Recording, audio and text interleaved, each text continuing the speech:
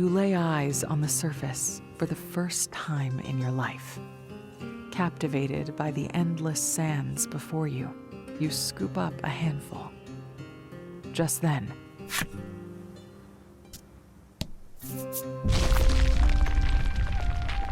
the passage leading to your village collapses. Your family, friends, and even Ram are all buried in the sand now. You fall to your knees, overcome with grief. The boy stares at you, watching as you sob until you can barely breathe. Once you've calmed, he speaks. "Let's go," he says, then begins walking.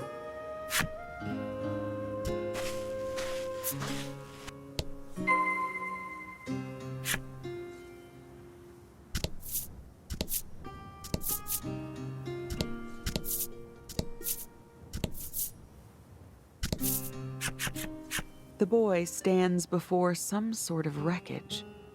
It appears to be the remains of some mode of desert transportation that was destroyed by a sandstorm.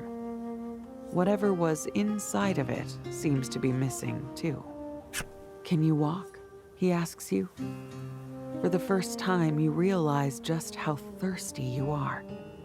You shake your head, and the boy tells you of an oasis to the west. "Try not to faint before then," he says curtly.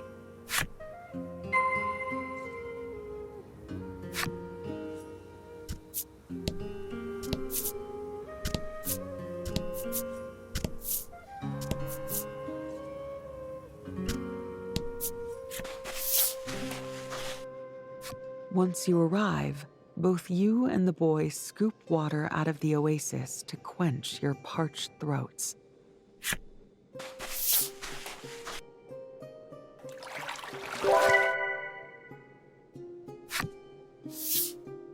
You swallow, hoping to ease the dryness in your throat, and cast your hollow eyes at the sky. "I can't see the stars," you murmur. "Of course you can't," he replies. "The sun never sets here. In a world without night, stars are merely a thing of fairy tales." When you ask the boy where he's going, his answer is short. To get revenge. Revenge. A darkness finds its way into your once hollow eyes.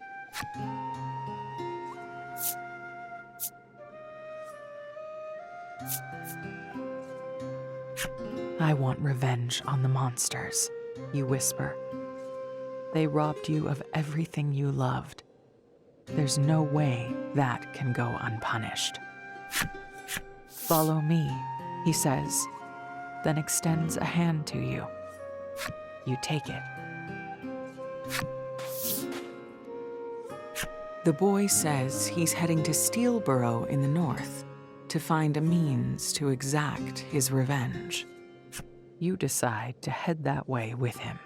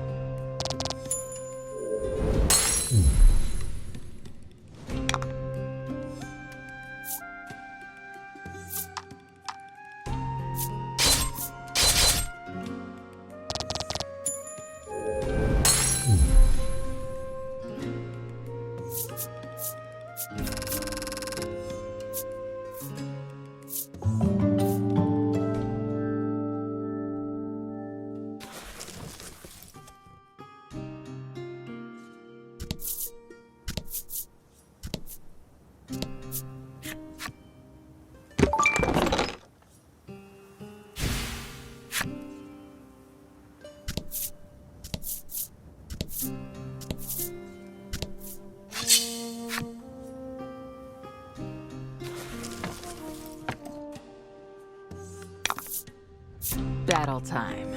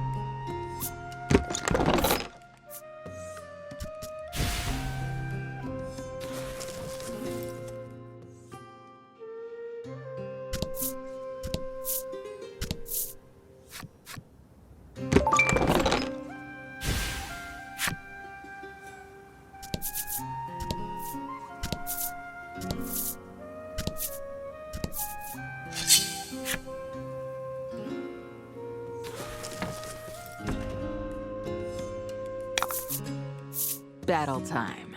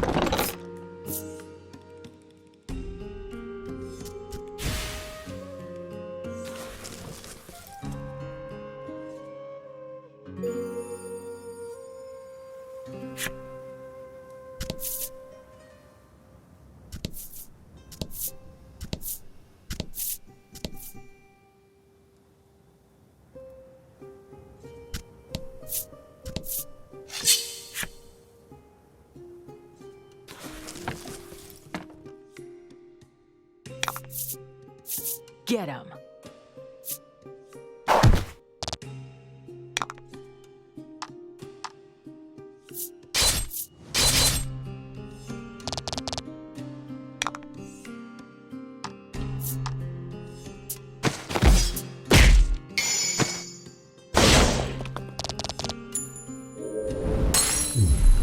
Beautiful!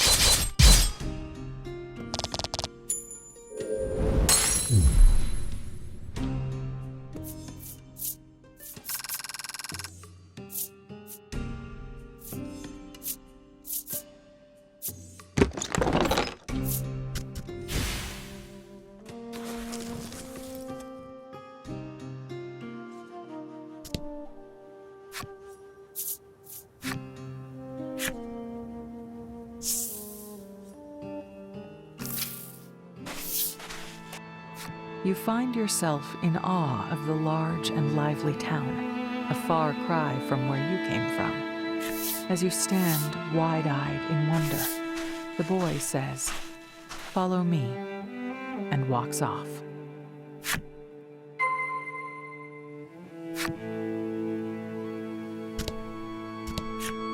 Steel boats are lined up before you. They remind you of the ones in your book, though those vessels floated upon the ocean.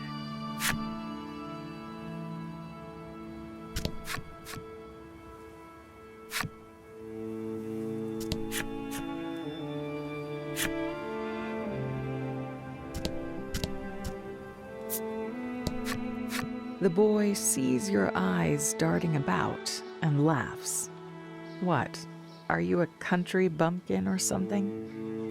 "Country bumpkin." You repeat his words curiously. "You can't be serious," he exclaims in bewilderment.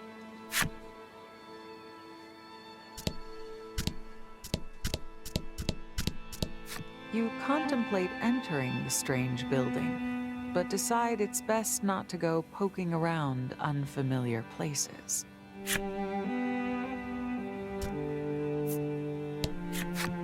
You see a woman stuffing her mouth with something delectable and ask her what she's eating. "This is just normal bread," she answers. "Just normal bread?" you repeat curiously.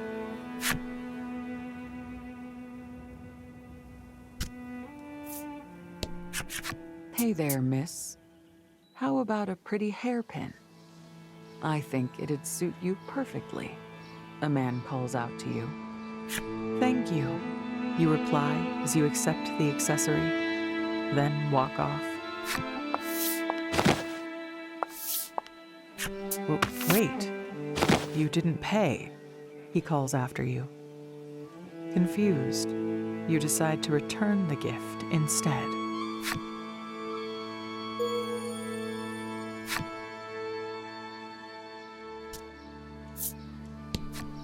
You see a woman holding a parasol and can't help but wonder what it's for.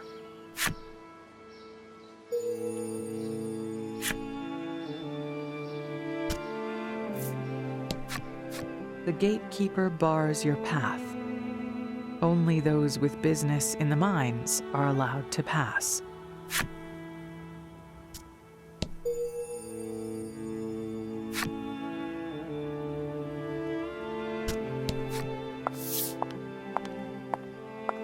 You finally catch up to the boy. Apparently tired of waiting for you, he grabs your hand and pulls you into the grandiose building.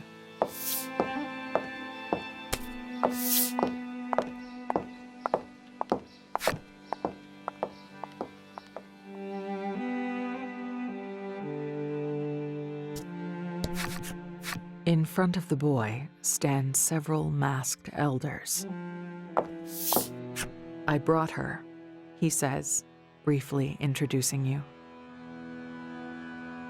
"Very well, you may go," they tell him curtly. As he passes, he whispers to you that these people are members of the town's governing body, the Senate. "We are the ones who told him to bring you here," one of the senators explains in pompous tones. "It appears, for whatever reason, they have need of you."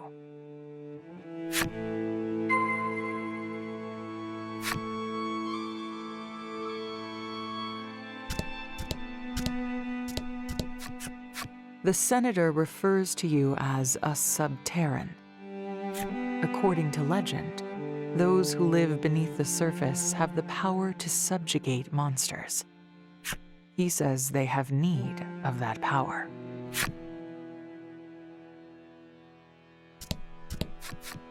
The senator explains the town's situation to you. The people of Steelborough have been living by the grace of a mighty monster known as the Steel Primal that inhabits the mines. But in recent years, that beast has begun to rampage. The senator explains that due to the primal's influence, other monsters have been growing violent. It may be why your village was attacked, he says with an exaggerated frown. The three senators ask you to use your powers to subdue the Steel Primal. If the Steel Primal truly is why your village was destroyed, you have no reason to refuse. If it means getting revenge, I'll do it, you say.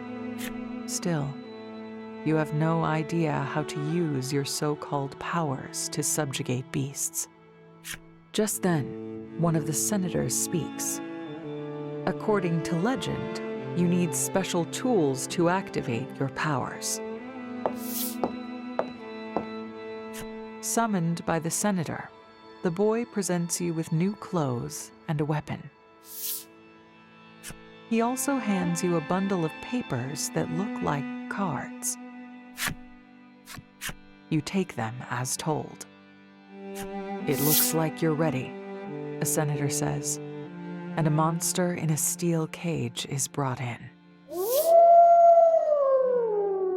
Now, Subterran, show us your powers, they all but command. Though surprised by the sudden turn of events, you take your weapon in hand.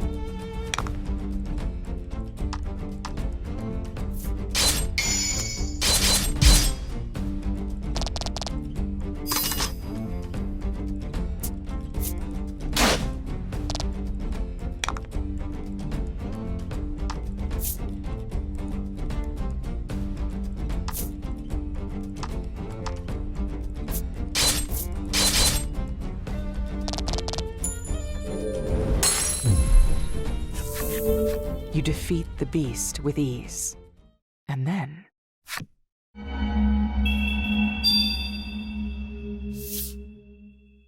the cards you were handed earlier begin to glow, and the light envelops the monster. The senators explain that you can now summon the beast and use it in battle. With a trembling hand, you raise the card with the monster sealed inside it.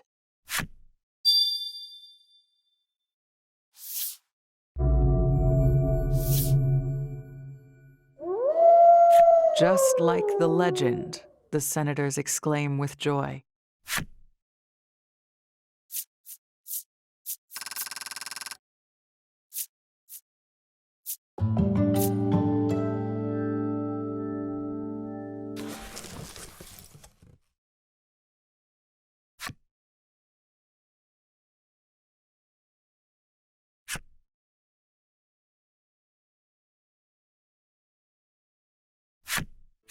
You affix your gaze on the card. If only I had this power before, my village wouldn't have. Having witnessed your power, the senators order you to make for the mines northwest of town. One of them hands you some money for your journey. Seeing you gaze at the money with a curious expression, The boy explains. Above ground, we use this to buy things and pay people to work. Having lived your whole life beneath the surface, you don't quite understand the coin he's given you. But you can tell it's not much. The senators then summon the boy and give you both an edict. Defeat the steel primal in the mines and seize its power. With that, you and the boy make your way toward the monster's den.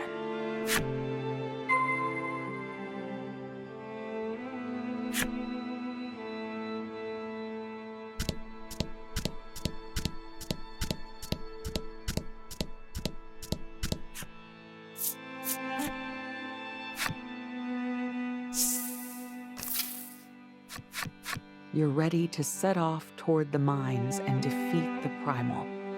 But I have an errand to run, the boy tells you.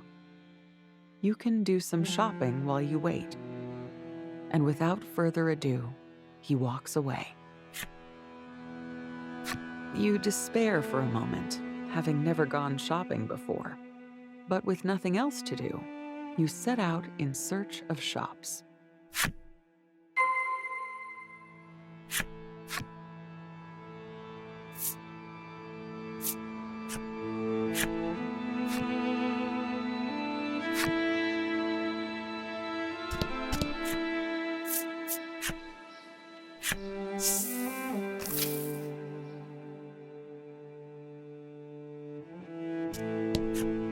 Hurry and seize the beast's power, they say.